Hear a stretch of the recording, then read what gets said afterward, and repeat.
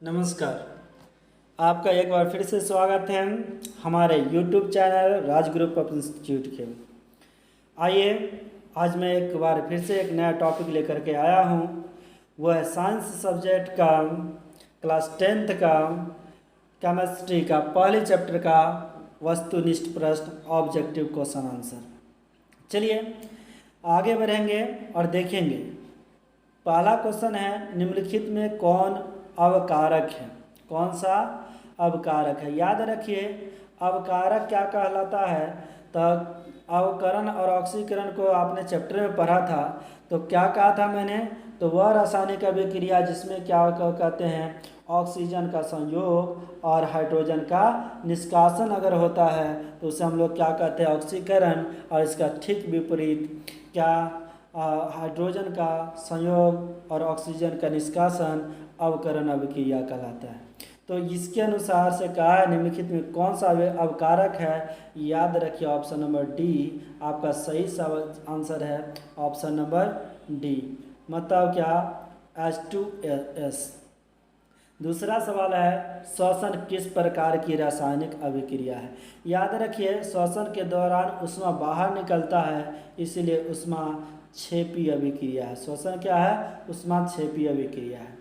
अगला का है कि निम्नलिखित में से कौन ऑक्सीकारक है? अभी कुछ ही देर पहले मैंने बताया था, तो इसका सही जवाब होगा ऑप्शन नंबर डी। अगला सवाल कहता है, क्या रासायनिक समीकरण में जलीय विलयन को किस प्रतीक द्वारा दर्शाया जाता है? तो आप जानते हैं ठोस के लिए सॉलिड के लिए S, द्रव के लिए लिक्विड के लिए L और गैस के लिए G, जबकि जलीय विलयन के लिए क्या हो जाता है, AQ द्वारा दर्शाया जाता है। तो इसका करेक्ट आंसर होगा ऑप्शन नंबर सी। अगला सवाल है क्वेश्चन नंबर 5। क्वेश्चन नंबर 5 कहता है अभिक्रिया CuO प्लस HCU प्लस, यहाँ पे मिस्टेक है, H2O होता है। क्या होता है? H2O। तो कहते हैं यह किस प्रकार की अभिक्रिया है? तो याद रखिए यह किस प्रकार की अभी ऑप्शन नंबर ए क्या है, विस्थापन, बी क्या, अपघटन और अपचयन, सी और डी उपचयन। तो इसका सही जवाब होगा विस्थापन, क्योंकि इसमें क्या होता है, कॉपर ऑक्साइड से कॉपर को विस्थापित कर दिया जाता है, इसीलिए ऑप्शन नंबर ए आपका करेक्ट आंसर हो गया, विस्थापन अभिक्रिया।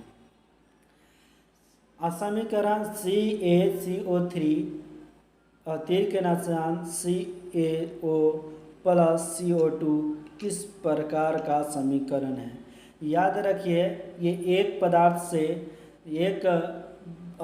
से देखिए दो या दो से अधिक या दो पदार्थ बन रहा है, तो यह क्या कहता है, जब एक पदार्थ से दो या दो से अधिक पदार्थ बनता है तो उसे हम लोग वियोजन या क्या कहते हैं, विखंडन अभिक्रिया कहते हैं। तो यह कौन सा हो जाएगा? ऑप्शन नंबर ए आपका करेक्ट आंसर हो गया। कौन सा? वियोजन अभिक्रिया। अगला सवाल कहता है Cl2 प्लस Ki, तीर का निशान KCl प्लस I2, ये कौन सा अभिक्रिया है बाबू? तो देखिए क्लोरीन देखिए क्लोरीन जो है कैल्शियम आयोडाइड से अभिक्रिया करके पोटेशियम आयोडाइड से अभिक्रिया करके पोटेशियम क्लोराइड बनाता है और आयोडीन मुक्त करता है। तो ये देखिए क्या कहते हैं, इसका सही जवाब क्या हो जाएगा? यह विस्थापन अभिक्रिया है, क्योंकि आपने देखा क्या पोटेशियम आयोडाइड से किसको, पोटेशियम संयोग करके आयोडीन को बाहर निकाल दिया। तो यह कौन सा अभिक्रिया हो जाएगा? यह अभिक्रिया विस्थापन अभिक्रिया हो जाएगा, ऑप्शन नंबर सी। 8वां सवाल कहता है हेरस, देखिए Fe2O3 प्लस Al, तीर का निशान Al2O3 प्लस Fe जो है ऊपर दी गई है जो समीकरण है, यह कैसा है? तो आप वही बातें फिर से समझ में आ रही है, यह कैसी अभिक्रिया है?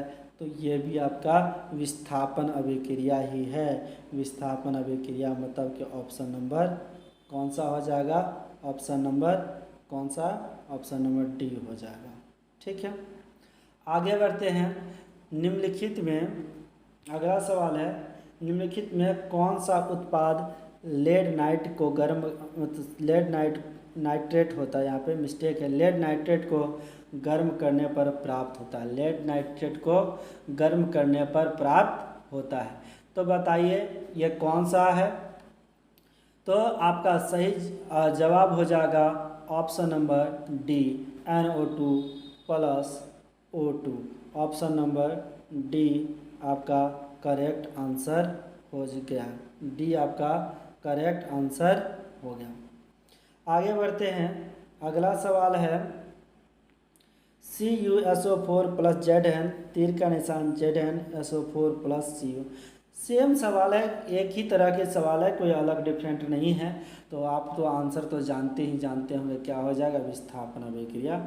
और ये क्या है बाबुआ, विस्थापन अभिक्रिया, ऑप्शन नंबर बी।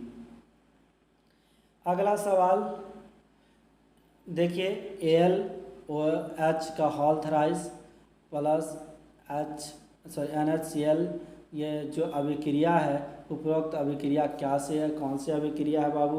तो इसके द्वारा क्या कहते हैं, इस अभिक्रिया को क्या कहेंगे, ये भी द्विविस्थापन अभिक्रिया है, क्योंकि एल्युमिनियम को विस्थापित इधर से किया जाता है, जबकि इस पार से NH विस्थापित हो जाता है। तो आप देखेंगे ये जो कौन सी अभिक्रिया है, दो प्रकार के तत्वों का क्या करते हैं, विस्थापित कर दिया जाता है, तो उसे हम लोग क्या कहेंगे, द्विविस्थापन अभिक्रिया। कहने का मतलब किसी द्विविस्थापन अभिक्रिया कहता है कभी एक यौगिक के तत्व दूसरे यौगिक के तत्वों को क्या करते हैं, मतलब विस्थापित करके दो या अधिक नए पदार्थ बना लेते हैं, तो इसे हम लोग क्या कहते हैं, इसे हम लोग द्विविस्थापन अभिक्रिया कहते हैं। तो ऑप्शन नंबर सी आपका करेक्ट आंसर हो गया। आगे कहता है साग सब्जियों को विघटित होकर कंपोस्ट बनना किस प्रकार की रासायनिक अभिक्रिया है। याद रखिए, साग सब्जी जब अथी होता है तो उसको एक जगह जमा रख दीजिए, तो उससे क्या ऊष्मा बाहर निकलता है, और उसके बाद वो अपघटित हो जाता है। तो ये ऊष्मा जिससे में भी बाहर निकलेगा तो उसे हम लोग क्या कहेंगे, ऊष्मा क्षेपी अभिक्रिया कहेंगे। क्या कहेंगे बाबू, ऊष्मा क्षेपी अभिक्रिया कहेंगे। इसका सही जवाब ऑप्शन नंबर बी हो जाएगा। अगला सवाल कहता है 13वां नंबर समीकरण को देख पा रहे हैं, ये किस प्रकार की अभिक्रिया है। तो सवाल बहुत ही सिंपल है। कॉपर का ऑक्सीजन से संयोग होकर क्यूप्रिक ऑक्साइड बना लिया, तो ये क्या बना, ये कौन से है, ऑक्सीजन का संयोग हो रहा है। तो ऑप्शन नंबर बी आपका करेक्ट आंसर है। कौन सा ऑप्शन नंबर करेक्ट है, बी, मतलब ये क्या है, ऑक्सीकरण है। ठीक है, आगे की ओर बढ़ते हैं। द्विविस्थापन अभिक्रिया का एक उदाहरण। तो सिंपल सी बात है, द्विविस्थापन अभिक्रिया का कौन सा उदाहरण है, तो ऑप्शन नंबर कौन सा है, सी है। कौन सा है, सी है। ऑप्शन नंबर करेक्ट आंसर कौन हो जाएगा, सी आ जाएगा। वो कौन सा, कॉपर सल्फेट को आप लोग हाइड्रोजन सल्फाइड के विलयन से जब संपर्क कर जाते हैं तो कॉपर सल्फाइड बनता है आपको, और साथ साथ में क्या कहते हैं, सल्फ्यूरिक अम्ल भी बाहर निकलता है। तो ऑप्शन नंबर सी हो गया। नीचे दी गई अभिक्रिया में कौन सा कथन असत्य है, कौन सा कथन असत्य है, तो सॉरी हाँ असत्य है। तो आप यहाँ पे स्टेटमेंट है, ज़रा सा गौर से पढ़िएगा, और एक एक करके पढ़ने की बात है, समझने की बात है, और समझिए क्या है। तो असत्य वाला पहला है, क्या शीशा क्या अपचयित हो रहा है। तो ये वाली क्या है, गलत बातें हैं। क्या है, गलत बातें हैं। अब दूसरा क्या था, कार्बन डाइऑक्साइड उपचयित हो रहा है। तो ये भी क्या है बाबू, ये भी गलत ही बातें हैं। तो आगे पढ़ने की ज़रूरत नहीं है। ऑप्शन नंबर आपका क्या हो जाएगा, ये आपका करेक्ट आंसर है। कौन सा, option number A correct answer है। आगे बढ़े, निम्नलिखित में से कौन सा पदार्थ ऑक्सीजन से संयोग नहीं करता है। ऑक्सीजन से संयोग नहीं करता है अर्थात उसका ऑक्साइड नहीं बनाता है। तो ऑप्शन नंबर ए है तांबा, दूसरा है ऑप्शन नंबर बी गोल्ड, तो गोल्ड आगे बढ़ने की ज़रूरत ही नहीं है। ये आपका सोना ही है जो कि क्या कहते हैं ऑक्सीजन से संयोग नहीं करता। यही कारण देखिएगा वर्षों तक रखिए गोल्ड जैसे का तैसे रह जाता। ऑप्शन नंबर बी से करेक्ट आंसर। 17 नंबर सवाल कहता है क्या अभिक्रिया जो क्यूप्रिक ऑक्साइड है उसका हाइड्रोजन से अभिक्रिया करके देख रहे हैं। सिंपल सी बात है, क्या कहता है कॉपर ऑक्साइड से क्या कहते हैं किसको कॉपर को विस्थापित कर दिया गया और उसके बाद जल बनाया, तो क्या किसका अपचयन होता है। सवाल ये है कि किसका अपचयन होता है, तो याद रखिए हाइड्रोजन का। किसका अपचयन होता है, हाइड्रोजन का होता है। ऑप्शन नंबर बी आपका करेक्ट आंसर। क्वेश्चन नंबर 18 कहता है उपचयन वह प्रक्रिया है जिसमें क्या होता है। उपचयन वह प्रक्रिया है जिसमें क्या मतलब ऑक्सीजन का उपचयन के बारे में तो बता दिए थे क्या होता है। तो आप देख रहे हैं ऑक्सीजन का योग, ये भी सही है। हाइड्रोजन का वियोग बिल्कुल सही है। इलेक्ट्रॉन का त्याग ये भी सही है। तो आपका ऑप्शन नंबर कौन हो जाएगा, डी करेक्ट आंसर हो जाएगा। आगे बढ़ते हैं। 19 नंबर सवाल कहता है किसी अभिक्रिया में भाग लेने वाले पदार्थ किसी अभिक्रिया में भाग लेने वाले पदार्थ क्या कहलाते हैं। तो इस अभिक्रिया में भाग लेने वाले पदार्थ को अभिकारक कहते हैं और अभिक्रिया के फलस्वरूप जो पदार्थ प्राप्त होता है उसको प्रतिफल कहते हैं। इसका करेक्ट आंसर हो गया ऑप्शन नंबर सी। ओके, अगला सवाल कहा है कली चुनाव और जल के बीच होने वाले रासायनिक अभिक्रिया के संबंध में निम्नलिखित कौन सा कथन असत्य है। ये इस अभिक्रिया के फलस्वरूप कैल्शियम कार्बोनेट बनता है। और क्या इस अभिक्रिया के फलस्वरूप कैल्शियम कार्बोनेट का बनता है, ये बिल्कुल सही जवाब है। जब यही सवाल जवाब है तो आगे तो देखने की ज़रूरत भी नहीं है। Option number A correct answer हो गया। आगे बढ़ते हैं। 21 नंबर निम्नलिखित में कौन अपघटन अभिक्रिया है। कौन सा क्या है, अपघटन अभिक्रिया है। तो आप देख रहे हैं कि ऑप्शन नंबर ए आपका ए बी अपघटन अभिक्रिया देखिए 2 या 2 अपघटन अभिक्रिया, ठीक है। अब एक अपघटन अभिक्रिया कौन सा है, ऑप्शन नंबर बी है, यह अपघटन अभिक्रिया है। ऑप्शन नंबर बी NH4CnO तीर का निशान H2NCONH2, यही आपका क्या अपघटन अभिक्रिया है। निम्नलिखित में कौन सा अविस्थापन अभिक्रिया है। विस्थापन के बारे में बताए थे। एक किसी यौगिक से एक तत्व का विस्थापित कर देना ही क्या कहलाता है, आपको कहते हैं कि विस्थापन अभिक्रिया कहलाते हैं। तो खूब जाने हैं। और ऑप्शन नंबर इसका क्या हो जाएगा, आप देख रहे हैं कॉपर सल्फेट से किसको कॉपर को विस्थापित कौन कर देता है, लोहा कर देता है, तो फेरस सल्फेट बना लेता है। तो ऑप्शन नंबर बी आपका क्या हो जाएगा, करेक्ट आंसर हो जाएगा। ठीक है, कोई बात नहीं, आगे बढ़ते हैं। निम्नलिखित में कौन सा उभय विस्थापन अभिक्रिया है। उभय विस्थापन एकल विस्थापन और उभय विस्थापन। देखिए उसमें एगो क्या करता है, इसमें 2 यौगिक आपस में क्या करेगा, तत्व या यौगिकों को विस्थापित कर देगा, इसे उभय विस्थापन अभिक्रिया कहेंगे।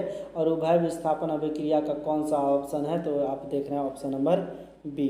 करेक्ट आंसर कौन है, ऑप्शन नंबर बी है।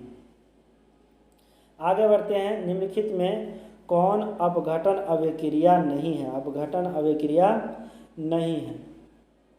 ए आपका है, बी भी है, सी वो भी है, तो ऑटोमेटिक है, डी नंबर नहीं होगा। ऑप्शन नंबर डी आपका करेक्ट आंसर हो गया। ये संयोजन अभिक्रिया, संश्लेषण अभिक्रिया, ठीक है। निम्नलिखित में कौन असत्य है। निम्नलिखित में कौन असत्य है। किसी पदार्थ में ऑक्सीजन का योग ऑक्सीकरण कहलाता है, सही बात है, कहलाता है, ये तो सत्य है। किसी पदार्थ में हाइड्रोजन का योग अवकरण कहलाता है, बिल्कुल सही बात है। ऑक्सीकारक पदार्थ ऑक्सीकृत हो जाता है, ये भी सही बात है। अवकारक पदार्थ का ऑक्सीकरण होता है, ये गलत बात है। ऑप्शन नंबर डी आपका क्या हो गया, करेक्ट आंसर हो गया। आगे बढ़ते हैं। क्वेश्चन नंबर 26 कहता है अभिक्रिया ZnO+CO जिंक ऑक्साइड से ऑक्सीजन का निष्कासन हो गया और कार्बन मोनोऑक्साइड संयोग करके कार्बन डाइऑक्साइड बना लिया, तो सही कथन क्या है? देखिए यहाँ जिंक ऑक्साइड से ऑक्सीजन का निष्कासन होता है, तो यहाँ क्या है, CO2 ऑक्सीकृत होता है, CO2 ऑक्सीकृत होता है। बताइए इसका क्या होगा? तो ऑक्सीकृत तो नहीं होता है। ZNO का ऑक्सीकरण होता है, ये इसका भी नहीं होता है। CO का ऑक्सीकरण अवकरण होता है, ये भी गलत बात है। ZNO का अवकरण होता है, बिल्कुल सही बात है, क्योंकि ZNO ऑक्सीजन का क्या हो रहा है, निष्कासन हो रहा है। तो ये ऑप्शन नंबर क्या कहते हैं, ऑप्शन नंबर आपका डी करेक्ट आंसर हो गया। कहते हैं निम्नलिखित में कौन दहन अभिक्रिया है? दहन अभिक्रिया बताना है, कौन सा क्या है दहन अभिक्रिया है? तो क्या था, उबलता हुआ दहन नहीं है, मोम का पिघलना ये भी नहीं है, पेट्रोल का जलना यही सही बात है, जल रहा है, तो पेट्रोल का जलना आपका करेक्ट आंसर है, ऑप्शन नंबर सी। ठीक है, आगे बढ़ते हैं। प्रकाश रासायनिक अभिक्रिया में, प्रकाश रासायनिक अभिक्रिया में क्या है, क्या होता है? प्रकाश का अवशोषण होता है, गलत बात। प्रकाश अभिक्रिया में क्या, ऑक्सीजन का क्या उत्सर्जन होता है, वो बाहर निकलता है। सॉरी, प्रकाश रासायनिक अभिक्रिया में प्रकाश का अवशोषण होता है, प्रकाश का उत्सर्जन होता है। मिस्टेक मिस्टेक मिस्टेक, इसमें क्या होगा, option number A he correct answer होगा। क्या, प्रकाश रासायनिक अभिक्रिया, क्योंकि उसका उपयोग करके ही कोई नया पदार्थ बनाता है, क्योंकि प्रकाश रासायनिक अभिक्रिया कहता है कि वह रासायनिक अभिक्रिया जो कि प्रकाश की उपस्थिति में होता है, तो ऑटोमेटिक है प्रकाश वो लेगा, अवशोषण करेगा, उसके बाद रासायनिक अभिक्रिया होगा। तो ऑप्शन नंबर ए आपका क्या है, ऑप्शन नंबर ए आपका करेक्ट आंसर हो गया, कौन, ए। ठीक है, आगे बढ़ते हैं। अगला सवाल है कि अभिक्रिया जो देख रहे हैं समीकरण आपके सामने में है, तो इससे क्या होता है? तो अभी तुरंत ही कुछ देर पहले ये सवाल देखा था, तो आपका सही जवाब क्या हो जाएगा, और सही जवाब हो जाएगा क्या, PbO से क्या होता है, अवकरण होता है, क्योंकि सेम सवाल क्या था, इससे ऑक्सीजन का क्या हो जाता है, निष्कासन हो जाता है। ठीक है, option number C. Redox, redox लिखा चला गया, रेडॉक्स अभिक्रिया में क्या होता है, तो सिर्फ अवकरण होता है, बिल्कुल नहीं होता है। ऑक्सीकरण और अवकरण दोनों साथ साथ होते हैं, बिल्कुल होते हैं, इसीलिए इसका ऑक्सीकरण अवकरण नाम पड़ा है। ठीक है, तो ऑप्शन नंबर बी आपका क्या हो गया, करेक्ट आंसर हो गया। आगे कहते हैं जिस न्यूनतम ताप पर कोई पदार्थ जलना आरंभ कर देता है उसे क्या कहते हैं? आप सब कोई जानते हैं उसको क्या कहते हैं? द्रवणांक कहेंगे नहीं, क्वथनांक कहेंगे नहीं, क्रांतिक ताप कहेंगे नहीं, तो क्या कहेंगे? तो ऑप्शन नंबर ए ज्वलन ताप कहेंगे। क्या कहेंगे? ज्वलन ताप कहेंगे। आगे बढ़ते हैं, कहते हैं अभिक्रिया जो आपके सामने में है इससे क्या पता चलता है? I2 एक क्रियाशील पदार्थ है, I2 आयोडीन जो है आपका यह क्रियाशील पदार्थ है, बिल्कुल नहीं। I2 की तुलना में Cl2 अधिक क्रियाशील है, बिल्कुल सही जवाब। तो ऑप्शन नंबर बी आपका करेक्ट आंसर हो गया। आगे का है द्रवित सोडियम क्लोराइड का विद्युत अपघटन करने पर क्या होता है? द्रवित सोडियम क्लोराइड का जब उसमें विद्युत अभिक्रिया किया जाता है तो ये क्या होता है? तो ये क्या सोडियम धातु एनोड पर मुक्त होता है? सोडियम धातु एनोड पर होता है? नहीं। सोडियम का मतलब ऑक्सीकरण होता है? ये भी नहीं होता, ये भी नहीं हुआ, ये भी नहीं हुआ। क्या सोडियम क्लोराइड क्या अपरिवर्तित रह जाता है? तो ये भी नहीं हुआ। तो क्या होगा? क्लोरीन गैस एनोड पर मुक्त होती है, ये सही जवाब हो गया। कौन? क्लोरीन गैस एनोड पर मुक्त होती है। तो ऑप्शन करेक्ट आंसर कौन सा हो गया? ऑप्शन नंबर डी आपका करेक्ट आंसर हो गया। खाना बनाने में प्रयुक्त द्रवीभूत पेट्रोलियम गैस का मुख्य अवयव है। तो द्रवीभूत जो लिक्विफाइड पेट्रोलियम गैस होता है वो क्या होता है? प्रोपेन होता है, इसमें सही बात है। मेथेन भी होता है, ब्यूटेन भी होता है, एथेन भी होता है। ये ऑप्शन चारों का क्या मिस्टेक? सवाल देखिए, द्रवीभूत पेट्रोलियम गैस, यह आपका सवाल है। द्रवीभूत पेट्रोलियम खाना बनाने में जो यूज होता है उसमें क्या, ओ यहाँ प्रयुक्त द्रवीभूत पेट्रोलियम गैस प्रमुख अवयव है। यहाँ पे होता तो सब कोई है, होता क्या, प्रोपेन भी होता है, मीथेन भी होता है, ब्यूटेन भी होता है, एथेन भी होता है, लेकिन मेनली जो होता है सबसे ज़्यादा मात्रा में इसमें क्या होगा, तो वो ब्यूटेन होगा। मेन अवयव क्या होगा, ब्यूटेन होता है। ये चीज़ आप भी जानते हैं, इसमें गंध जो आता है, गंध वो कोई गैस नहीं है बल्कि क्या है, वो मैथिल क्या उसमें क्या डाला जाता है, गंध के लिए स्पेशल वो पदार्थ डाला जाता है, जो कि आपको कभी भी लीकेज हो तो आपको पता चल जाएगा, एथिल मरकैप्टन। चलिए कोई नहीं, आगे बढ़ते हैं। 35वां सवाल है और इस वीडियो का अंतिम सवाल भी होगा। काली चूना और जल के बीच अभिक्रिया होने पर क्या होता है, काली चूना और जल के बीच अभिक्रिया होगा।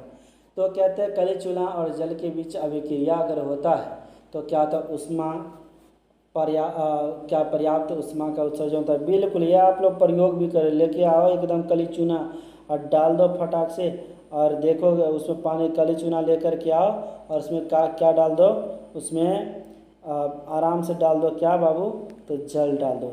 जैसे ही जल डालोगे तो क्या होगा, काली चूना में जैसे ही डाल देखे कुछ दिन बाद क्या होगा, एकदम उबलना शुरू हो जाएगा, गुस्से से लाल हो जाएगा। तो इसे क्या होता है, उसमें क्या उष्मा का क्या होता है बबुआ, उत्सर्जन होता है, उष्मा बाहर निकलता है। ठीक है, थैंक यू। चूँकि ये वीडियो बहुत लंबा हो जाएगा, इसीलिए अगले वीडियो में 35 से आगे 36वां सवाल से आगे देखूंगा। धन्यवाद। नमस्कार, एक बार फिर से आपका स्वागत है। पिछले वीडियो में मैंने केमिस्ट्री का पहले अध्याय का क्वेश्चन नंबर 1 to 35 देख लिया था। अब 36 से आगे की ओर बढ़ेंगे। आइए ध्यान देते हैं। और पहला सवाल, पहला नहीं, 36 नंबर सवाल कहता है रासायनिक अभिक्रियाओं को व्यक्त किया जाता है। तो रासायनिक अभिक्रिया को जो व्यक्त किया संकेतों के रूप में, अनुसूत्रों के रूप में, समीकरण के द्वारा, सरल सूत्रों द्वारा। तो आप इसका सही जवाब होगा कौन सा, समीकरण के द्वारा ही इसको निरूपित किया जाता है। तो ऑप्शन नंबर कौन सा, सी इसका करेक्ट आंसर होगा। कौन सा करेक्ट आंसर होगा, ऑप्शन नंबर सी, समीकरण के द्वारा। ठीक है, अगला सवाल है समीकरणों के बाएं एवं दाएं दोनों ओर प्रत्येक प्रकार के परमाणुओं की संख्या समान होती है, तो ये क्या क्या संतुलित रासायनिक समीकरण कहलाता है। ऑप्शन नंबर ए आपका करेक्ट आंसर हो गया।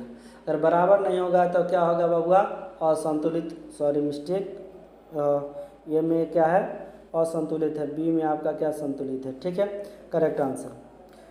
निम्नलिखित में कौन समीकरण असंतुलित है, तो खैर आपको देखने की चीज़ है। तो कौन सा समीकरण क्या है, असंतुलित है, तो आप देख सकते हैं। ऑप्शन नंबर बी को देखिए गौर से। तो आप यहाँ देखिए, ऑक्सीजन उस पार में 13 है, इस पार में ऑक्सीजन की संख्या, सॉरी इस पार में 3 है, इस पार में क्या है, अभिकारक में देखेंगे तो अभिकारक में मात्र कितने हैं, 3 हैं। जबकि हम अगर प्रतिफल की ओर देखें तो 2 2 4 1 5, दोनों ऑक्सीजन ही बराबर, नहीं तो नाइट्रोजन और लेड बराबर होकर क्या करेंगे, तो ऑक्सीजन की संख्या बराबर नहीं है, इसीलिए क्या है, यह असंतुलित रासायनिक समीकरण है। ऑप्शन नंबर बी आपका क्या हो गया, करेक्ट आंसर हो गया। आगे बढ़ते हैं। निम्नलिखित में कौन समीकरण संतुलित है, संतुलित है तो ऑटोमेटिक देखने की चीज़ है। ए नंबर तो है नहीं, बी नंबर अगर देखें कि कौन सा संतुलित है, ए नंबर नहीं था, बी नंबर देख लीजिए, N1 2 ठीक है, N2 हो गया, हाइड्रोजन की संख्या 4 है, हाइड्रोजन 2 2 4 हो गया, और साथ ही साथ यहाँ हाइड्रोजन की संख्या भी 4 हो गई, ऑक्सीजन की संख्या 2, उधर भी 2। तो ऑप्शन नंबर कौन सा है, बी आपका क्या हो गया, ऑप्शन नंबर बी आपका करेक्ट आंसर हो गया। आगे बढ़ते हैं। कैल्शियम कार्बोनेट को गर्म करने पर कैल्शियम ऑक्साइड एवं कार्बन डाइऑक्साइड बनते हैं। यह किस प्रकार की रासायनिक अभिक्रिया, कैल्शियम कार्बोनेट को जब गर्म करेंगे तो कैल्शियम ऑक्साइड और कैल्शियम कार्बोनेट बनते हैं। यह कौन सी अभिक्रिया है, तो याद रखिए ये क्या है, एक बड़े यौगिक कैल्शियम कार्बोनेट एक यौगिक है, इससे 2 प्रकार के पदार्थ बनते हैं, कैल्शियम ऑक्साइड और कार्बन डाइऑक्साइड। तो आप देखेंगे तो यह कौन सा अपघटन अभिक्रिया है, मतलब कहने का ऑप्शन नंबर कौन हो जाएगा, ऑप्शन नंबर डी आपका करेक्ट आंसर है। आगे देखिए, क्लोरोफिल और सूर्य प्रकाश की उपस्थिति में पौधे वायु से कार्बन डाइऑक्साइड एवं पृथ्वी से जल ग्रहण करके अपना भोजन तैयार करता है। इस प्रकार की अभिक्रिया को क्या कहते हैं, तो बच्चा जानता है। कौन सा कहलाता है, तो ये प्रकाश रासायनिक अभिक्रिया कहलाता है। क्यों प्रकाश रासायनिक अभिक्रिया कहलाता है, ये प्रकाश के बिना संभव नहीं है। जो प्रकाश की उपस्थिति में अपघटित होगा प्रकाश रासायनिक अभिक्रिया कहलाएगा। अगला सवाल है कि सिल्वर नाइट्रेट के जलीय विलयन में सोडियम क्लोराइड का जलीय विलयन डालने पर क्या अविलेय सिल्वर क्लोराइड विलयन से पृथक हो जाता है। इस अभिक्रिया को क्या कहते हैं, आप सब कोई जानते हैं। अवक्षेप के रूप में कोई प्राप्त होगा, यहाँ पे क्या आप देख रहे हैं, अवक्षेप के रूप में कोई भी अगर प्राप्त होता है तो उसे हम लोग क्या कहते हैं, ऑटोमेटिक है। क्या कहेंगे बाबुआ लोग, तो अवक्षेपण अभिक्रिया। कौन सा, अवक्षेपण। तो अवक्षेप के रूप में प्राप्त हुआ, तो ऑप्शन नंबर कौन हो जाएगा, सी। क्वेश्चन नंबर 43 नंबर कहता है सोडियम हाइड्रोक्साइड और हाइड्रोक्लोरिक अम्ल के बीच अभिक्रिया को क्या कहते हैं। ये कौन सा अभिक्रिया कहलाता है बबुआ, तो ऑप्शन नंबर क्या हो जाएगा, बी। आपका ऑप्शन नंबर बी सही है। कौन सा बबुआ, उदासीनीकरण अभिक्रिया। उदासीनीकरण अभिक्रिया की बात करें तो क्या कहते हैं, जब कोई अम्ल भस्म के साथ अभिक्रिया करता है तो लवण और जल का निर्माण करता है, तो इस अभिक्रिया को क्या कहते हैं बबुआ, तो इसको हम लोग उदासीनीकरण अभिक्रिया कहते हैं। अगला सवाल कहता है निम्नलिखित में रेडॉक्स अभिक्रिया कौन सी है। रेडॉक्स अभिक्रिया कौन सी है, तो रेडॉक्स अभिक्रिया में तो अभी कुछ ही देर पिछले ही वीडियो में आपने देखा होगा, तो देखा ही होगा। तो ऑक्सीजन का संयोग और क्या कहते हैं, हाइड्रोजन का विस्थापन क्या कहलाता है, ऑक्सीकरण कहलाता है। और अवकरण को आपने देखा ही था, क्या बाबू, तो हाइड्रोजन का संयोग और ऑक्सीजन का विस्थापन ही क्या कहलाता था, निष्कासन कह दीजिए, वो क्या कहलाता था, अवकरण। दोनों प्रक्रिया साथ साथ में होगा तो क्या होगा, ऑक्सीकरण अवकरण अभिक्रिया होगा। और ये ऑप्शन नंबर आपका कौन सा है, ऑप्शन नंबर सी नज़र आता है। कौन सा, सी। आगे बढ़ते हैं। निम्नलिखित में ऊष्माक्षेपी अभिक्रिया कौन सी है। ऊष्माक्षेपी, उसमें ऊष्मा बाहर निकलेगा तो ऑटोमेटिक है ऊष्माक्षेपी अभिक्रिया होगा। तो ये कौन सा है ऊष्माक्षेपी अभिक्रिया, तो बताइए कि किससे ऊष्मा बाहर निकलता है।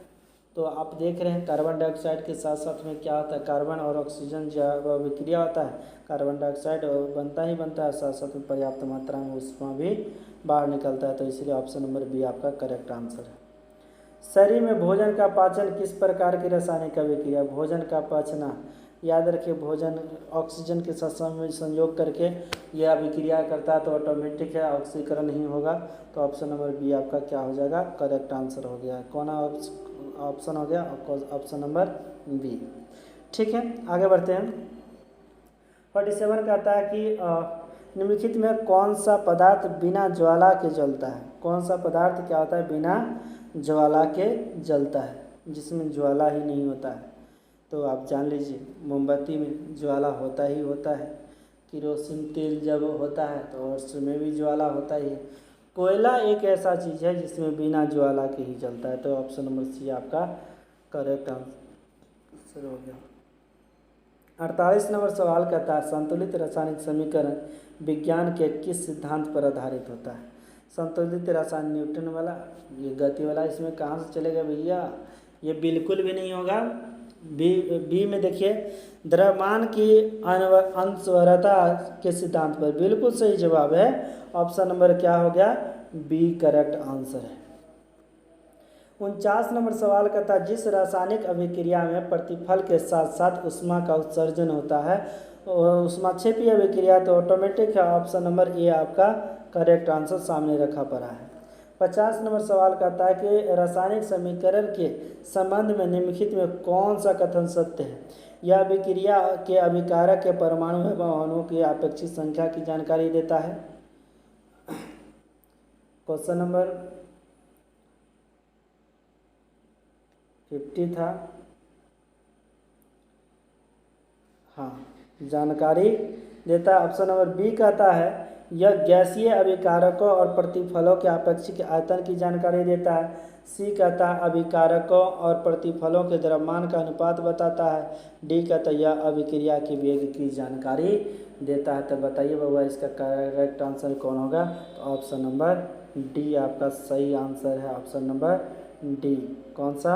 ऑप्शन नंबर डी है कि यह अभिक्रिया के वेगों की जानकारी देता है। बेरियम क्लोराइड के विलयन की जब सल्फ्यूरिक अम्ल से अभिक्रिया कराई जाती है तो उस अभिक्रिया को क्या कहते हैं? जब बेरियम क्लोराइड के विलयन की जब सल्फ्यूरिक अम्ल से अभिक्रिया कराई जाती है तब इस अभिक्रिया को क्या कहते हैं? तो याद रखिए उस अभिक्रिया को क्या कहते हैं? अवक्षेपण अभिक्रिया। कौन सा अभिक्रिया कहते हैं? अवक्षेपण अभिक्रिया कहते हैं। क्यों कहते हैं आपको कि एक ही बार को कितना बार अवक्षेप के रूप में जिससे भी कुछ बाहर निकलेगा तो उसे हम लोग अवक्षेपण अभिक्रिया कहलाएंगे। ठीक है, आगे कहते हैं ये जो समीकरण आपके सामने हैं यह किस अभिक्रिया के उदाहरण हैं? किस अभिक्रिया के उदाहरण हैं? तो आप देखिएगा, आप सामने देख पा रहे हैं, तो आप देख रहे हैं विस्थापित हो किया जा रहा है, तो विस्थापन अभिक्रिया के उदाहरण हैं। क्या NH3 से किसका विस्थापन हो रहा है? किसका विस्थापन हो रहा है? तो हाइड्रोजन का विस्थापन कर दिया जा रहा है। ये विस्थापन अभिक्रिया हो गया। कौन सा? ऑप्शन नंबर बी आपका सही आंसर हो गया। 53 कहते हैं निम्नलिखित में कौन ऊष्माक्षेपी अभिक्रिया के उदाहरण है? ऊष्माक्षेपी, ऊष्माशोषी में अवशोषण होता है ऊर्जा का, जबकि क्षेपी में बाहर निकलता है। तो कौन सा अभिक्रिया जिसमें कि ऊष्मा बाहर निकलता है? बताइए, तो वो क्या है? Option number B correct answer. Option number क्या है? बी करेक्ट आंसर है। ठीक है, आगे बढ़ते हैं। 54 देखिए, किसी ताज़ा तेल को बहुत दिनों तक सुरक्षित रखने के लिए निम्नलिखित में किस गैस का उपयोग किया जाता है? ताज़ा जो तेल होता है उसको बहुत दिनों तक आप सुरक्षित रखना चाहते हैं तो कौन सा गैस है जो कि आपको सुरक्षित रखेगा? सबसे बड़ा सवाल है वो कौन सा? Nitrogen gas. आप देखे होंगे, एक चीज़ और भी देखे होंगे, चिप्स वगैरह, चिप्स आप लोग खाते हैं, आपसे सवाल पूछे जाएगा चिप्स में कौन सा गैस भरा जाता है, तो वही ऑप्शन इसका भी है, नाइट्रोजन गैस। कौन सा? Nitrogen gas. ठीक है, अब कहते हैं अभिक्रिया जो देख रहे हैं यह ऊष्मा के लिए निम्नलिखित में कौन सा कथन है?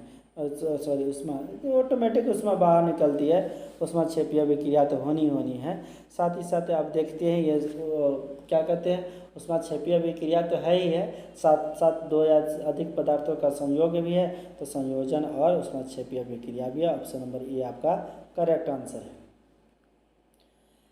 एक हल्के रंग, सॉरी यहाँ आ गया, हल्के रंग के क्या है, रवादार मतलब पाको करने पर दागे गए गोली, दागे गए मिस्टेक। एक हत्ते हरे रंग के गवादार पाको करने पर दाए गाली गैस निकलती है और भूरे रंग का ठोस क्या पाजम सम में प्राप्त होता है? यह अभिक्रिया की किरकार की, सॉरी ये सवाल को मैं बाद में देखूंगा, इसको रहने दीजिए, इसको थोड़ी सी मिसटाइप हो गई है। आगे बढ़ेंगे। सवाल कहते हैं सिल्वर नाइट्रेट के विलयन में तांबा की एक तार लटकाने पर क्या कहते हैं? नायक की तार पर चमकीले सिल्वर की परत बैठा दी जाती है, तो यह अभिक्रिया से क्या पता चलता है? से क्या पता चलता है? तो याद रखिए सिल्वर तांबा से अधिक क्रियाशील है, तांबा सिल्वर से अधिक क्रियाशील है, सिल्वर और तांबा दोनों समान क्रियाशील है, या फिर इनमें से कोई नहीं। तो याद रखिए तांबा सिल्वर से अधिक क्रियाशील है। ऑप्शन नंबर बी आपका करेक्ट आंसर हो जाएगा। आगे बढ़ते हैं। हाइड्रोक्लोरिक अम्ल में सोडियम हाइड्रोक्साइड का विलयन डालने पर निम्नलिखित में कौन सा कथन सही है? कौन सा कथन सही है? तो इसका सही करेक्ट आंसर हो जाएगा कौन सा? तो करेक्ट आंसर हो जाएगा option number C, sodium chloride और जल बनते हैं। क्या बनते हैं? सोडियम क्लोराइड और जल बनते हैं।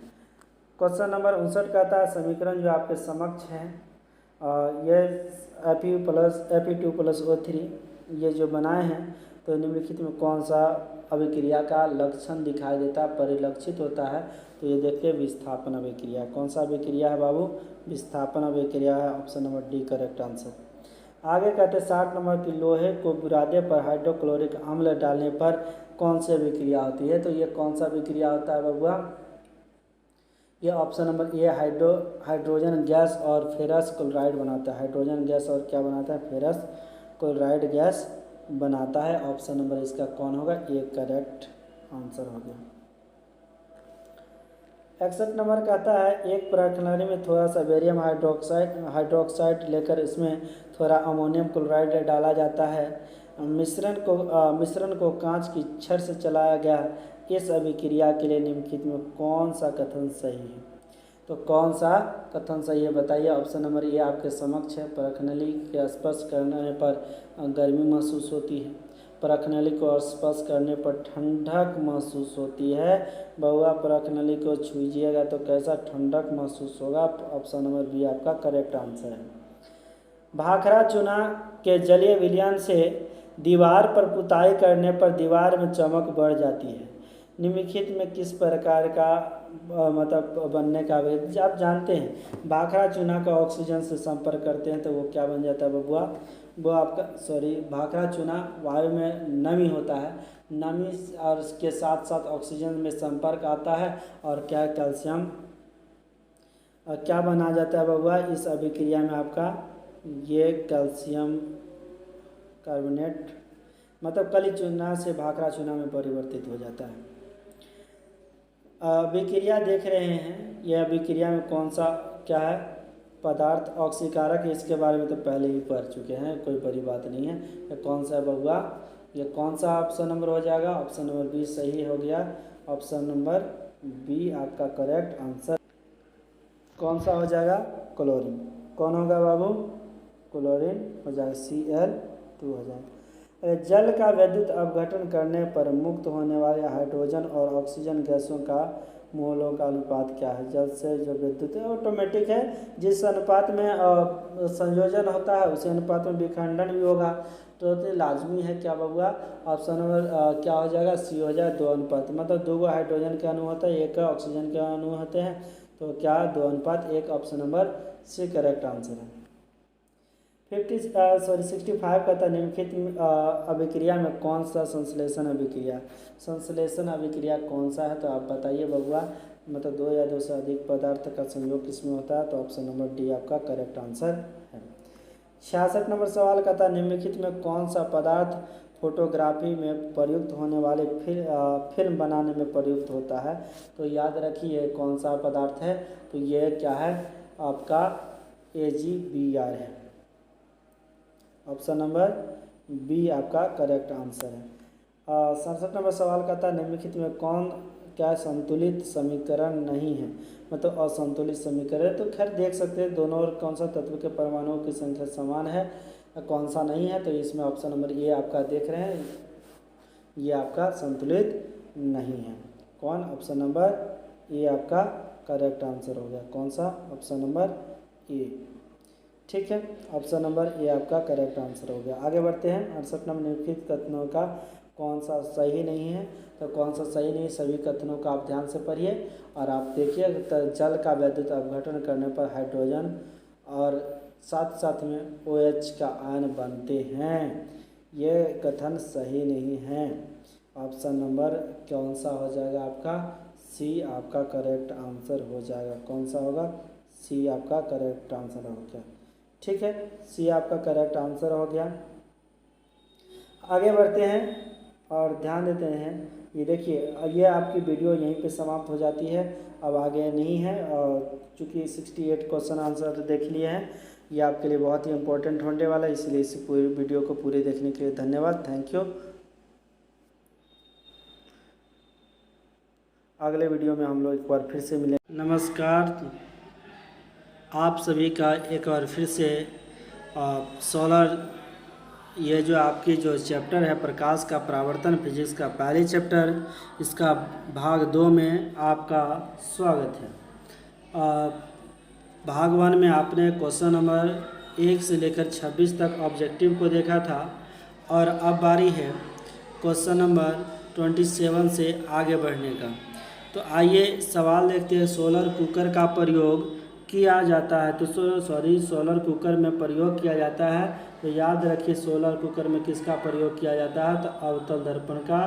ये नंबर करेक्ट आंसर होगा। दूसरा सवाल है कि सर्च लाइट की परावर्तक सतह क्या होता है, तो इसका भी सेम आंसर होगा कौन सा, ये अवतल दर्पण। अवतल सर्च लाइट का जो परावर्तक सतह होता है किसका, अवतल दर्पण का बना होता है। क्या चीज़ का बना होता है, अवतल दर्पण का बना होता है। और एक और सवाल सेम आंसर होने वाला है। रोगियों की नाक, कान, गले आदि की जांच के लिए आदि की जांच के लिए डॉक्टर जो प्रयोग करते हैं कौन सा दर्पण प्रयोग करते हैं, कौन सा दर्पण प्रयोग करते हैं, तो इसका भी सेम आंसर होने वाला है कौन सा, अवतल दर्पण। कौन सा दर्पण, अवतल दर्पण। ऑप्शन नंबर ए आपका करेक्ट आंसर हो जाएगा। अगला सवाल कहते हैं पानी में डूबे एक उत्तल लेंस की फोकस दूरी हवा में इसकी फोकस दूरी की अपेक्षा क्या होगी। याद रखिए तो ये क्या होगी, उसकी फोकस दूरी। पानी में डूबा हुआ अगर कोई लेंस है तो उत्तल लेंस, कौन सा लेंस, उत्तल लेंस है, तो फोकस दूरी जो होगी हवा की फोकस दूरी की अपेक्षा क्या होगी, कम होगी। ऑप्शन नंबर बी आपका करेक्ट आंसर है। कहता उत्तल लेंस में बना प्रतिबिंब कैसा होता है। सवाल है कि उत्तल लेंस में बना प्रतिबिंब कैसा होता है, तो उत्तल लेंस से जो भी बनता है, तो याद रखिए उत्तल लेंस से जो भी प्रतिबिंब बनेगा कैसा बनेगा, उत्तल लेंस से वास्तविक प्रतिबिंब बनेगा। लेंस है याद रखिएगा, दर्पण नहीं है। उत्तल लेंस से बना प्रतिबिंब हमेशा क्या होगा, वास्तविक होगा और उल्टा होगा। ऑप्शन नंबर बी आपका करेक्ट आंसर है। आगे बढ़ते हैं, देखते हैं उत्तल लेंस द्वारा काल्पनिक प्रतिबिंब बनता है।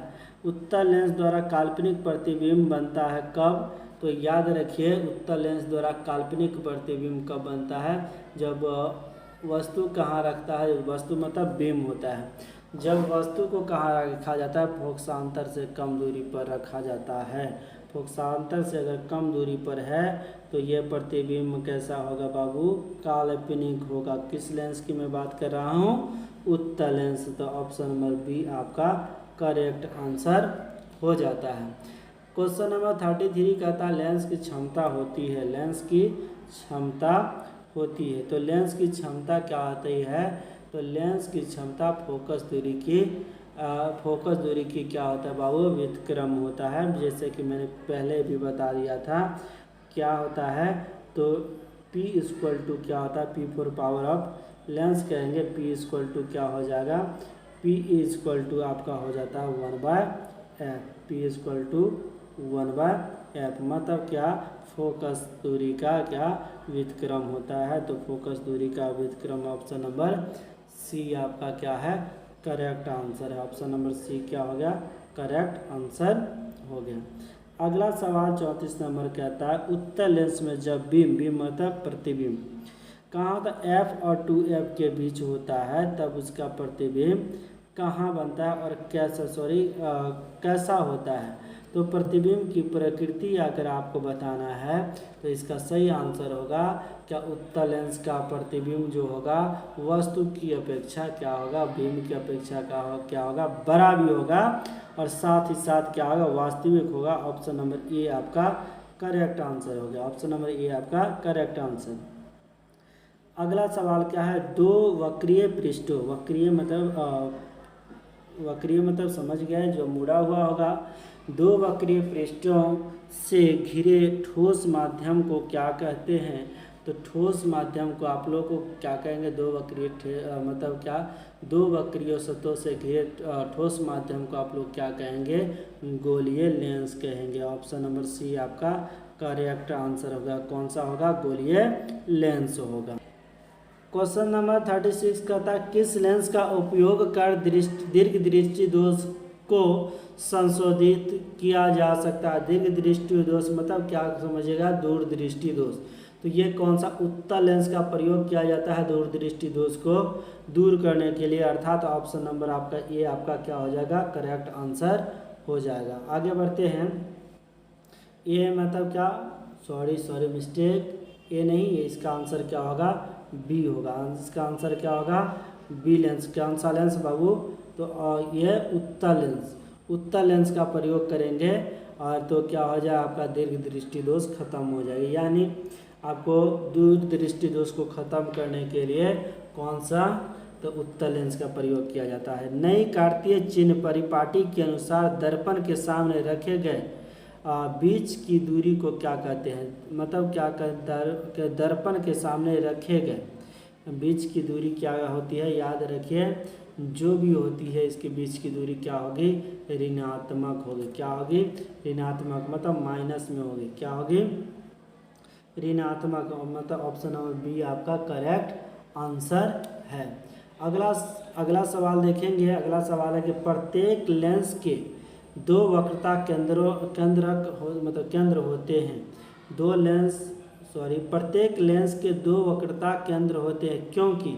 क्योंकि आप जानते हैं ये सिंपल सी लॉजिक है, ये जो लेंस है लेंस की दो वक्र सतह से बना होता है, यही कारण है कि उसका दूगो अगर लेंस होगा तो दूगो वक्रता केंद्र भी होना ही होना है। तो ऑप्शन नंबर ए आपका करेक्ट आंसर हो गया। अगला सवाल कहता है कि एक अवतल दर्पण की फोकस दूरी 10 सेंटीमीटर है। एक अवतल दर्पण की फोकस दूरी 10 सेंटीमीटर है, तो उसकी वक्रता त्रिज्या क्या होगी, तो याद रखिए ये हमेशा कितना होता है, 2 गुनी होती है। क्या होती है, 2 गुनी होती है। तो ऑप्शन नंबर आपका बी आपका क्या हो गया, ऑप्शन नंबर बी आपका करेक्ट आंसर होता है। ठीक है, तो ऐसे समझिए R=2F होता है या फिर F=R/2 होता है। क्वेश्चन नंबर 40 कहता है कि एक गोलीय दर्पण की वक्रता त्रिज्या 28 सेंटीमीटर है। एक गोलीय दर्पण की वक्रता त्रिज्या कितना है, 28 सेंटीमीटर है। तो इसकी फोकस दूरी क्या होगी, अभी तुरंत मैंने बताया ना, F= क्या होता है, R/2। तो आधा कर दीजिए, तो 28 का आधा कितना हो जाता है, 28 का आधा 14 हो जाता है। 28 का आधा कितना, 14 सेंटीमीटर हो जाता है। तो ऑप्शन नंबर आपका कौन सा होगा, सी आपका करेक्ट आंसर हो जाता है। Option number C correct answer. 41 number कहता है क्या, तो 10 सेंटीमीटर फोकस दूरी वाले एक अवतल दर्पण के सामने, फोकस दूरी कितनी है, 10 सेंटीमीटर वाले एक अवतल दर्पण के सामने 20 सेंटीमीटर की दूरी पर एक प्रतिबिंब रखा गया है। और एक प्रतिबिंब रखने पर उसका मतलब एक दूरी पर एक बिंब रखा गया, वस्तु रखा गया है, इसका प्रतिबिंब बनेगा। तो इसका प्रतिबिंब कहाँ बनेगा, ये आपको जवाब देना है। तो याद रखिए 10 सेंटीमीटर फोकस दूरी वाले अवतल दर्पण के सामने 20 सेंटीमीटर दूरी पर अगर कोई बिंब रखता है, वस्तु रखती है, तो उसकी प्रतिबिंब कहाँ बनेगा। तो याद रखिए फोकस दूरी कितना है, 10 सेंटीमीटर। फोकस दूरी F=10 सेंटीमीटर है, ऑटोमेटिक है।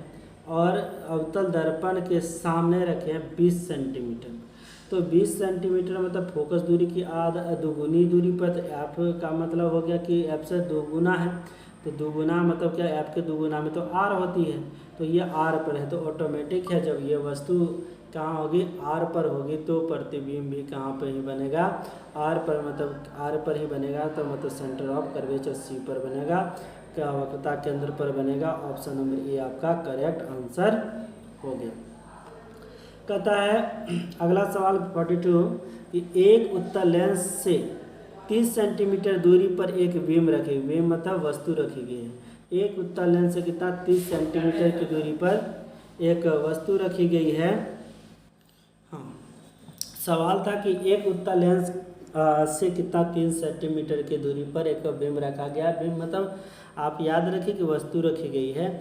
तो कहने का मतलब U= कितना हो गया, तो उत्तल लेंस है, तो वस्तु दूरी कितना हो गया बबुआ, 30 सेंटीमीटर। ठीक है, तो कहने का लेंस से बराबर दूरी पर वास्तविक प्रतिबिंब बनता है। तो लेंस का फोकस दूरी मतलब भी आपका क्या हो जाएगा, भी आपका क्या हो जाएगा, बराबर दूरी मतलब कि 30 सेंटीमीटर। तो ठीक है, एक उत्तल लेंस से क्या 30 सेंटीमीटर दूरी से मतलब आप इसको अगर आप देखेंगे लेंस फार्मूला पे अगर फिट करेंगे, तो लेंस फार्मूला पर फिट करेंगे तो उसके बाद इसका आंसर आएगा। तो इसका आंसर क्या होगा, 15 सेंटीमीटर। क्या होगा, 15 सेंटीमीटर ये निकल जाएगा। ऑप्शन नंबर कौन सा है, ऑप्शन नंबर सी आपका करेक्ट आंसर है। एक उत्तल लेंस की फोकस दूरी 20 सेंटीमीटर है, तो लेंस की क्षमता, ये तो सिंपल सी बात है, फोकस दूरी 20 सेंटीमीटर, उसको मीटर में चेंज करना है। तो आप सीधी सी बात अगर देखेंगे तो जब निकालेंगे आपने जाना है पी इक्वल टू 1/1 क्या होता है, 1/f होता है, और 1/f का वैल्यू कितना है, f का वैल्यू कितना है, तो 20 सेंटीमीटर। सेंटीमीटर को चेंज किए मीटर में तो ऊपर से गुना करना पड़ेगा 100 से, कटा दीजिए तो आप देखेंगे कितना हो जाएगा, +5 डायोप्टर। 5 बार में जाएगा 20×5 100, तो कितना होगा, प्लस में 5 डायोप्टर हो जाएगा। तो ऑप्शन नंबर आपका बी आपका क्या कौन सा करेक्ट आंसर हो गया, बी नंबर आपका करेक्ट आंसर हो गया। अगला का है प्रकाश तरंग का उदाहरण एक कौन सा है। तो याद रखिए प्रकाश तरंग का उदाहरण परावैज्ञानिक किरण है। ऑप्शन नंबर सी आपका करेक्ट आंसर होगा। ऑप्शन नंबर सी आपका हो गया क्या, करेक्ट आंसर। अब आगे बढ़ते हैं, कौन सा लेंस अपसारी लेंस कहलाता है। याद रखिएगा ये अवतल लेंस क्या कहलाता है, अवतल लेंस क्या कहलाता है, अवसारी लेंस कहलाता है। और उत्तल लेंस क्या कहलाता है, ये उत्तल लेंस क्या कहलाता है, अभिसारी लेंस कहलाता है। ये अभिसारी हो गया और वो कौन सा हो गया, अवसारी हो गया। ठीक है, तो ऑप्शन नंबर ए आपका क्या हो गया, करेक्ट आंसर हो गया। 46 वाला नंबर देखते हैं कि गोलीय दर्पण के परावर्तक पृष्ठ की वृत्ताकार सीमा रेखा पर व्यास क्या कहलाता है। तो ऑप्शन नंबर ये है, मुख्य फोकस कहलाता है, वक्रता त्रिज्या कहलाता है, प्रधान अक्ष कहलाता है, गोलीय दर्पण का। याद रखिए गोलीय दर्पण के परावर्तक पृष्ठ की वृत्ताकार सीमा पर, मतलब जो वहाँ पे पृष्ठ है उसी को सीमा पर ये क्या कहलाएगा, वो व्यास क्या कहलाएगा। तो याद रखिए व्यास क्या कहलाएगा, क्या कहलाएगा। तो ऑप्शन नंबर ए क्या है, मुख्य फोकस है नहीं होगा, वक्रता त्रिज्या भी नहीं होगा, प्रधान अक्ष भी नहीं होगा, और होगा तो होगा कौन, ऑप्शन नंबर डी आपका करेक्ट आंसर है। वो कौन सा है बाबू, गोलीय दर्पण का द्वारक कहलाएगा, क्योंकि वही उस सतह पर होता है। आगे बढ़ते हैं, निम्नलिखित में से कौन उत्तल दर्पण की फोकस दूरी है। याद रखिए उत्तल दर्पण का फोकस दूरी पहली बात जान लीजिए क्या होता है बाबू, जिसका वक्रता त्रिज्या कितना है, 20 सेंटीमीटर है। तो याद रखिए आपका उत्तल दर्पण है, उत्तल दर्पण का जो भी फोकस दूरी होता है क्या होता है, पॉजिटिव होता है। और क्या होता है बाबू, तो वक्रता त्रिज्या दिया गया तो एफ, ये आपको क्या हो जाए, वो एफ इक्वल टू r/2 होता है। एफ इक्वल टू r अगर 32 का आधा किया जाए तो कितना होगा, 32 का आधा कितना होगा, 16 होगा। चूँकि प्लस का है तो प्लस में 16 होगा, तो आप आराम से इसको कह सकते हैं ऑप्शन नंबर कौन सा, ऑप्शन नंबर आपका सी आपका क्या होगा, बिल्कुल ही करेक्ट आंसर होगा, +16 सेंटीमीटर। ऑप्शन नंबर कौन सा, सी आपका करेक्ट आंसर होगा। आगे बढ़ते हैं, यदि किसी बिंब का प्रतिबिंब का आवर्धन ऋणात्मक है, कहने का मतलब कोई भी प्रतिबिंब है उसका आवर्धन ऋणात्मक हो तो उस प्रतिबिंब की प्रकृति क्या होगी, उस प्रतिबिंब की प्रकृति क्या होगी। तो आप सीधी सी बात जान लीजिए, ऋणात्मक है तो वो वास्तविक प्रतिबिंब होगा, और साथ ही साथ वास्तविक होगा, और होगा क्या, उल्टा होगा। तो ऑप्शन नंबर ए आपका करेक्ट आंसर है, उस वास्तविक और उल्टा। 49 नंबर देखिए, गोलीय दर्पण का परावर्तक पृष्ठ वक्रित हो सकता है। गोलीय दर्पण का परावर्तक पृष्ठ क्या होता है, वक्रित हो सकता है। किधर, अंदर की ओर गोलीय दर्पण है, बाहर की ओर, अंदर या बाहर दोनों की ओर, दोनों की ओर, क्योंकि देखिए इसमें गोलीय दर्पण जो होता है तो अंदर से परावर्तक सतह है तो अवतल दर्पण, और अगर कहने का मतलब बाहरी अगर परावर्तक सतह है तो उत्तल दर्पण। तो इसमें तो उत्तल अवतल नहीं कहा है, तो ऑप्शन नंबर सी आपका करेक्ट आंसर होगा, दोनों की ओर। ठीक है, और कहते हैं वो गोलीय दर्पण जो अंदर की तरफ वक्रित हो कहलाता क्या? अंदर की तरफ अगर मुड़ा हो तो अभी तुरंत मैंने आपको कहा सवाल का क्या, अंदर की ओर वक्रित हो, अंदर अगर उसका परावर्तक सतह है तो वो कौन सा? अवतल दर्पण। और जो बाहर की ओर होगा तो वो क्या कहलाएगा? उत्तल दर्पण। अगला सवाल वही प्रकार से है, जवाब तो मैंने पहले ही दे दिया। वह गोलीय दर्पण जो बाहर की तरफ वक्रित होता है क्या कहलाता है? उत्तल दर्पण। ऑप्शन नंबर बी आपका करेक्ट आंसर हो गया। अब आगे बढ़ते हैं और देखते हैं कितना 52 नंबर क्वेश्चन, गोलीय दर्पण के परावर्तक पृष्ठ के केंद्र को दर्पण का क्या कहा जाता है? याद रखिए, गोलीय दर्पण के परावर्तक पृष्ठ के केंद्र को क्या कहा जाता है?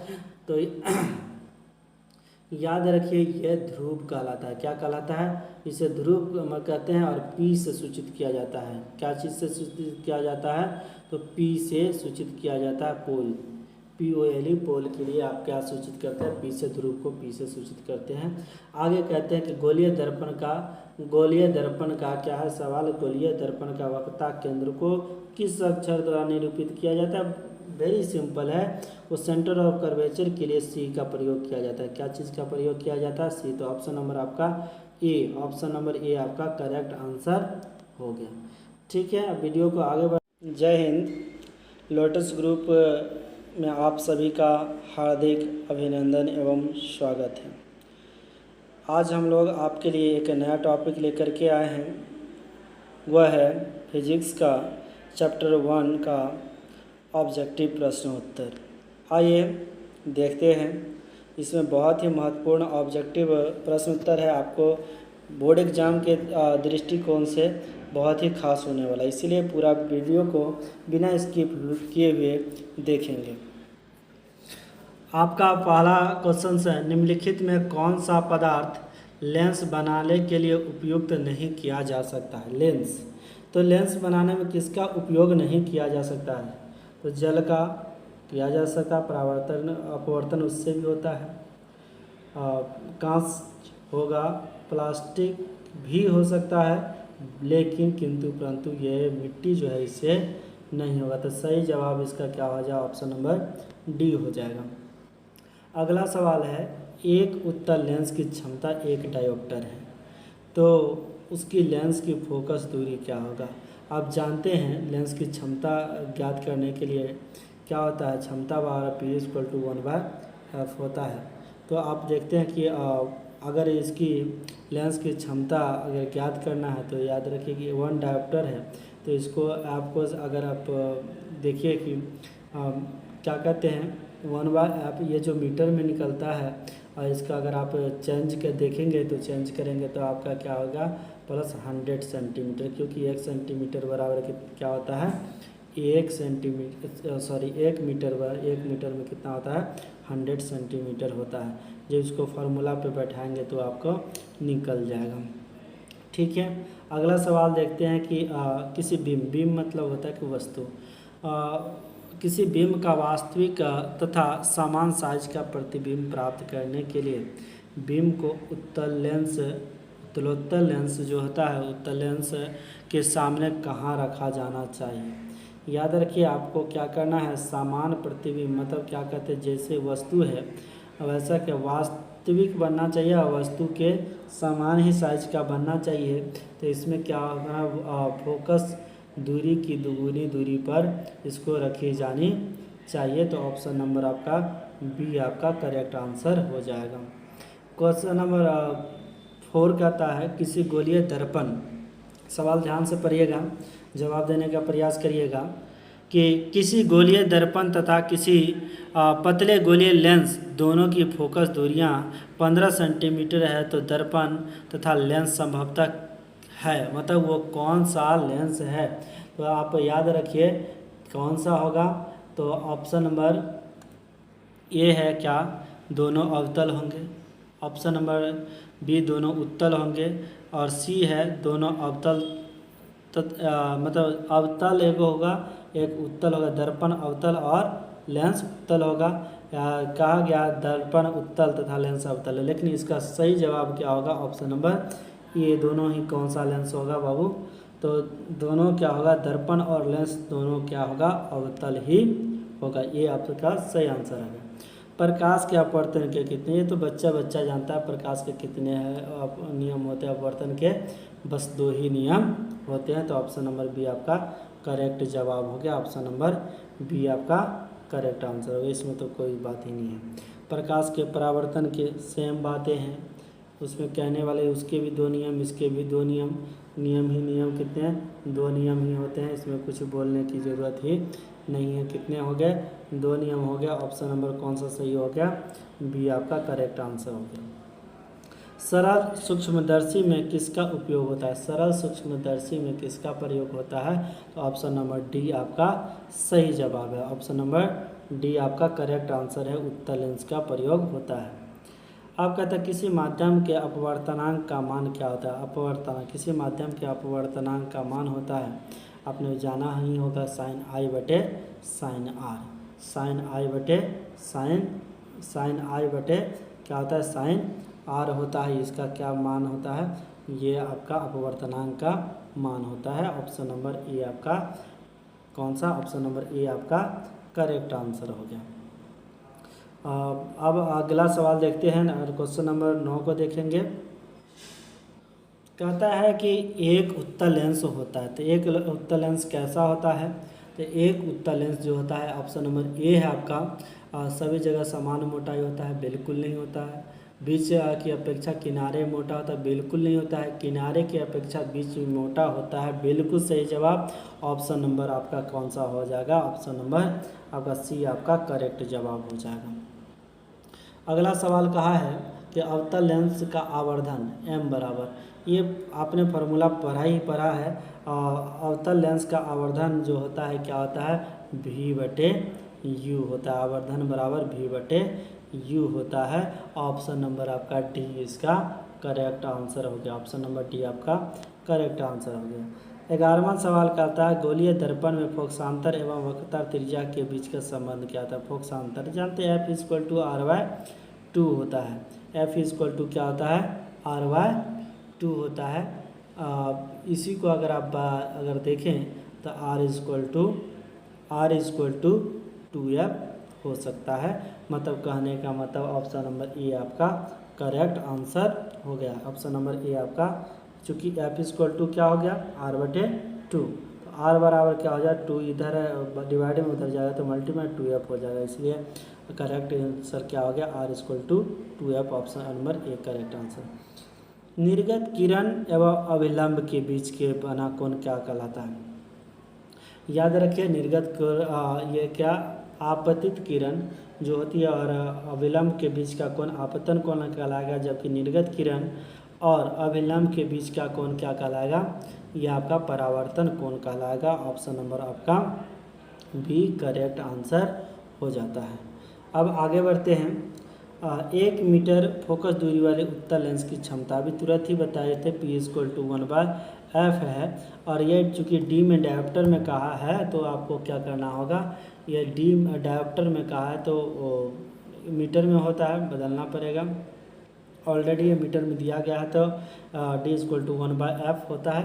आप जानते हैं कि इसका क्या होगा? ऑप्शन नंबर बी आपका करेक्ट आंसर हो जाता है। ऑप्शन नंबर बी आपका करेक्ट आंसर हो जाएगा। कितना? 1D। क्वेश्चन नंबर 14 कहता है क्या किसी उत्तल दर्पण द्वारा काल्पनिक सीधा और आवर्धित प्रतिबिंब बनता है? तो वो कौन सा दर्पण है जिसके द्वारा मतलब आपको ये पूछा है, किसी अवतल दर्पण द्वारा काल्पनिक सीधा और वास्तविक प्रतिबिंब बनता है जब वस्तु स्थित हो। तो अवतल दर्पण के सामने होना चाहिए और वो कहते हैं कहाँ वस्तु होना चाहिए ताकि उसका प्रतिबिंब कैसा बनेगा? तो काल्पनिक बनेगा, सीधा बनेगा और आवर्धित बनेगा। तो इसका ऑप्शन नंबर ए आपका करेक्ट आंसर है। कौन? दर्पण तथा उसके फोकस दूरी के बीच में फोकस के बीच में होना चाहिए। ऑप्शन नंबर ए आपका करेक्ट आंसर। अब 15 नंबर का था किसी दर्पण द्वारा प्रतिबिंब जो है, सॉरी यहाँ मिस्टेक हो गया, प्रतिबिंब होगा, प्रतिबिंब सीधा और छोटा बनता है। किस दर्पण द्वारा प्रतिबिंब जो होता है सीधा और छोटा होता है, तो वो याद रखिए वो कौन सा होता है। सीधा हमेशा जो है उत्तल दर्पण में कैसा सीधा प्रतिबिंब बनता है और वस्तु से बड़ा कभी नहीं बनता, हमेशा वस्तु से छोटा ही बनता है। तो ऑप्शन नंबर ए आपका करेक्ट आंसर हो गया। क्वेश्चन नंबर 16 कहता है अवतल दर्पण है। अब ये बार बार पूछा जाता है अवतल दर्पण क्या है, वो अभिसारी है, क्योंकि ये क्या कर प्रकाश किरणों के क्या कर देती है, अभिसारित करती है, इसीलिए इसको कहते हैं अभिसारी कहते हैं।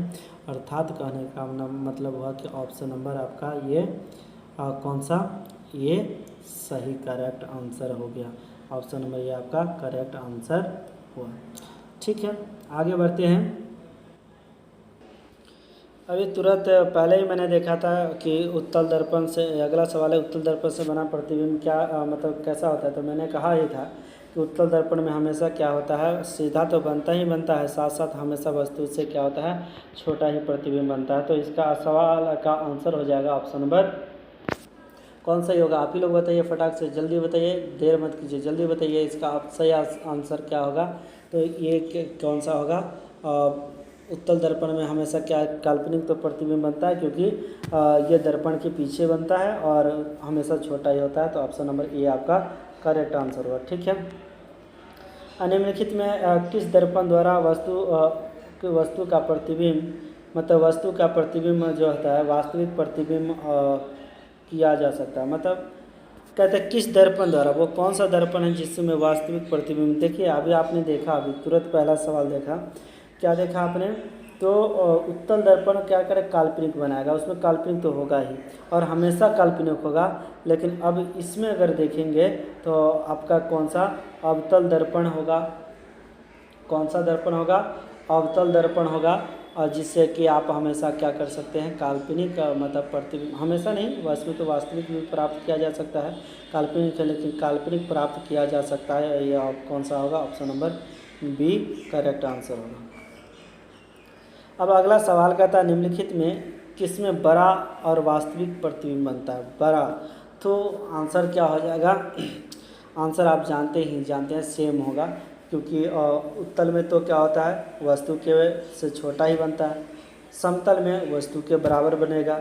एक अवतल ही है जिसमें कि वस्तु की अपेक्षा क्या हो सकता है, प्रतिबिंब क्या बनेगा, बड़ा बनेगा। तो इसका सही जवाब कौन हो जाएगा, ऑप्शन नंबर सी, वो अवतल लेंस ही है जिसमें क्या होगा, सॉरी ऑप्शन नंबर सी है करेक्ट आंसर आपका, जिसमें क्या कहते हैं प्रतिबिंब जो होगा वस्तु की अपेक्षा बड़ा बन सकता है। अब अगला सवाल है कि समतल दर्पण द्वारा बना प्रतिबिंब हमेशा कैसा होता है। तो समतल दर्पण द्वारा बना प्रतिबिंब हमेशा कैसा होता है, तो याद रखिए वस्तु की तो बराबर होता ही होता है, और साथ ही साथ क्या होता है हमेशा दर्पण के पीछे बनता है।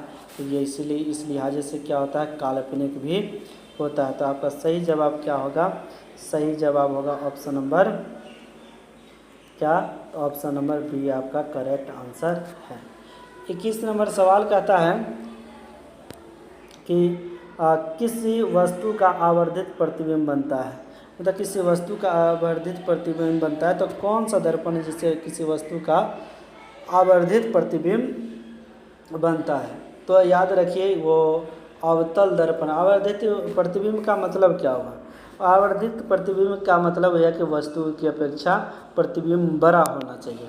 तो ये किस में बनता है बाबू, तो ये किस में बनता है, तो एक ही दर्पण है, वो क्या कौन सा दर्पण है, वो अवतल दर्पण है। अभी तुरंत ही पहले मैंने बताया था, इसलिए ऑप्शन नंबर ए आपका क्या हो गया, करेक्ट आंसर हो गया। आगे देखते हैं 22 नंबर सवाल कहता है काल्पनिक प्रतिबिंब हमेशा कैसा होता है। याद रखिए काल्पनिक प्रतिबिंब जो होता है हमेशा कैसा होता है, तो काल्पनिक प्रतिबिंब हमेशा सीधा ही होता है, हमेशा क्या होता है बाबू, सीधा होता है। ऑप्शन नंबर ए आपका सही जवाब है। क्वेश्चन नंबर 23 नंबर कहता है किस दर्पण में हमेशा आभासी और छोटा प्रतिबिंब, ये तो अभी कुछ ही देर पहले मैंने बताया था। ऑप्शन नंबर आपका क्या हो जाएगा, बी आपका करेक्ट आंसर होगा, वो है क्या, उत्तल दर्पण। अगला सवाल का निम्नलिखित में से किस दर्पण की फोकस दूरी धनात्मक होती है। फोकस दूरी क्या होती है? धनात्मक होती है। तो याद रखिए, हमेशा ये बात हमेशा नोट कर लीजिए, फोकस दूरी हमेशा उत्तल दर्पण का क्या होता है? धनात्मक होती है, जबकि अवतल दर्पण का हमेशा क्या होता है? फोकस दूरी ऋणात्मक होती है। तो इसका सही जवाब होगा ऑप्शन नंबर बी।